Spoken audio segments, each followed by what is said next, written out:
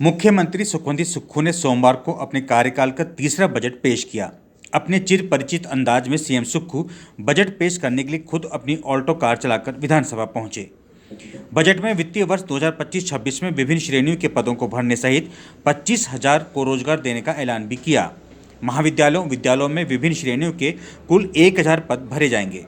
आयुष चिकित्सा अधिकारियों के 200, होम्योपैथिक चिकित्सा अधिकारियों के 3, सोवा रिक्पा अधिकारियों के 3, यूनानी चिकित्सा अधिकारी के 2, आयुर्वेदिक फार्मेसी के 52, lab technician 32, staff nurse 33, ANM 82, JOA IT के 42 पदों को भरा जाएगा।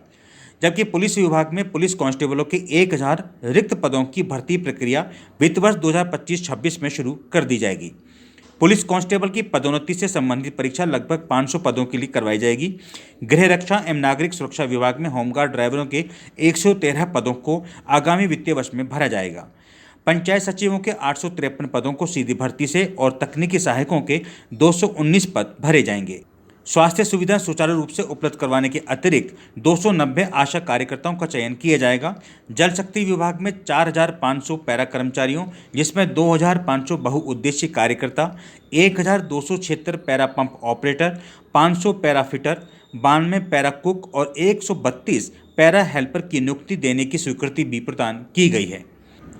इस वित्तीय वर्ष में 15 मई से प्रथम चरण में 70 वर्ष से 75 वर्ष की आयु वर्ग के पेंशनों के बकाया एरियर का भुगतान भी किया जाएगा। चतुर्थ श्रेणी, तृतीय श्रेणी, द्वितीय श्रेणी तथा प्रथम श्रेणी के कर्मचारियों और अधिकारियों को उनके बकाया वेतन एरियर का चरणबद्ध तरीके से भुगतान किया जाएगा। 15 मई से प्रदेश के कर्मचारियों को 3% की दर से महंगाई भत्ते की किस्त भी दी जाएगी। वहीं दिहाड़ीदारों को 25 रुपये बढ़ोतरी के साथ 425 रुपये प्रतिदिन दिहाड़ी मिलेगी।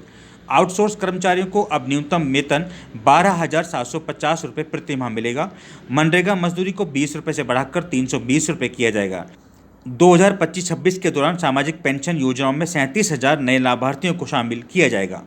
बजट में कर्मचारियों, पेंशनरों, कृषि, बागवानी, महिलाओं, ग्रामीण विकास, रोजगार सहित अन्य के लिए कई बड़ी घोषणाएं भी की गई हैं। 2025-26 के बजट के अनुसार प्रति 100 रुपये व्यय में से वेतन पर 25 रुपये, पेंशन पर 20 रुपये, ब्याज अदायगी पर 12, ऋण अदायगी पर 10, स्वायत्त संस्थाओं के लिए ग्रांट पर 9, जबकि शेष 24 रुपये पूंजीगत कार्यों सहित अन्य गतिविधियों पर खर्च किए जाएंगे। बजट में कर्मचारियों, पेंशनरों, रोजगार, महिलाओं, ग्रामीण विकास, कृषि, बागवानी सहित अन्य के लिए भी कई घोषणाएं की गई। ना गिराया किसी को कभी, ना गिराया किसी को कभी, ना खुद को उछाला, ना खुद को उछाला। कटा जिंदगी का सफर धीरे धीरे, जहां आप पहुंचे छलांगे लगा लगा कर मैं भी पहुंचा वहां धीरे धीरे।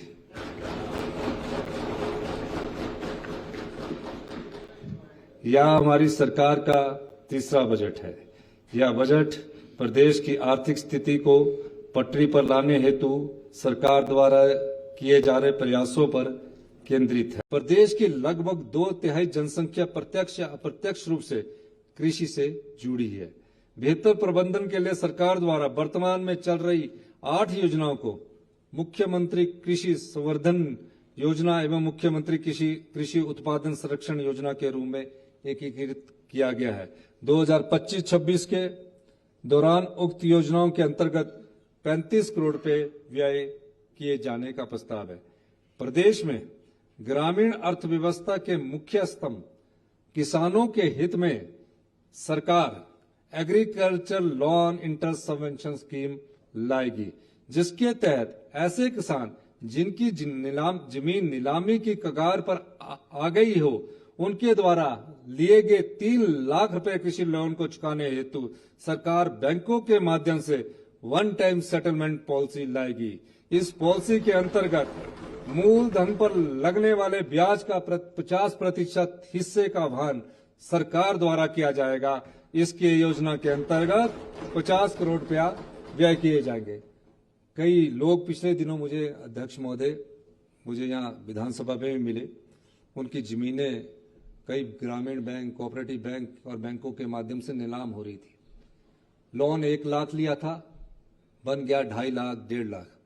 हमारी सरकार उन सभी गरीब किसान जो गांव में रहते हैं, उनकी जमीन बचाने के लिए जो भी इंटरेस्ट होगा उस समय के 1 लाख के लोन पर मूलधन वो देंगे, हम उसका 50% से या उससे अधिक उस किसान की जमीन बचाने के लिए हम खर्च करेंगे। इसके लिए 50 करोड़ रुपए का प्रावधान किया गया है।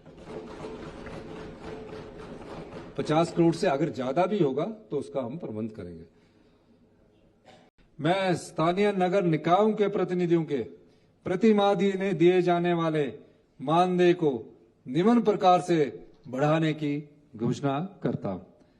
महापौर नगर निगमों को 1000 बढ़ोतरी के साथ 25,000 रुपया प्रति माह मानदेय मिलेगा। उप महापौर नगर निगम को 1000 बढ़ोतरी के साथ 19,000 रुपया प्रति मानदेय मिलेगा। काउंसलर नगर निगम को 1000 रुपये बढ़ोतरी के साथ 9400 रुपये प्रति माह मानदेय मिलेगा।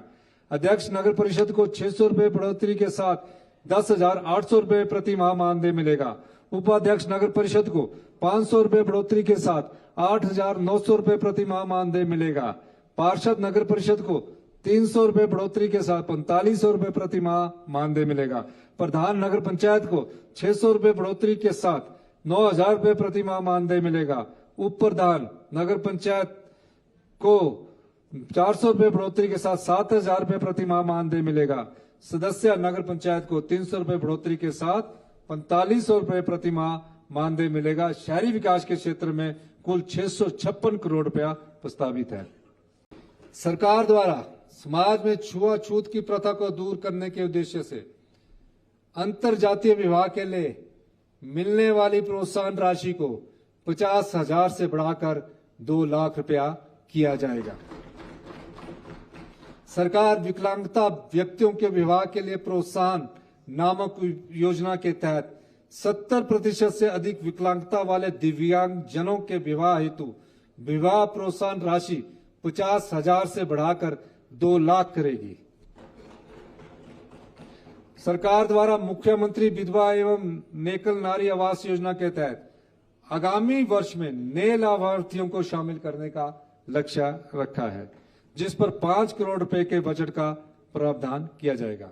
कानून एवं व्यवस्था को सुदृढ़ बनाने हेतु हमारी सरकार प्रयासरत है।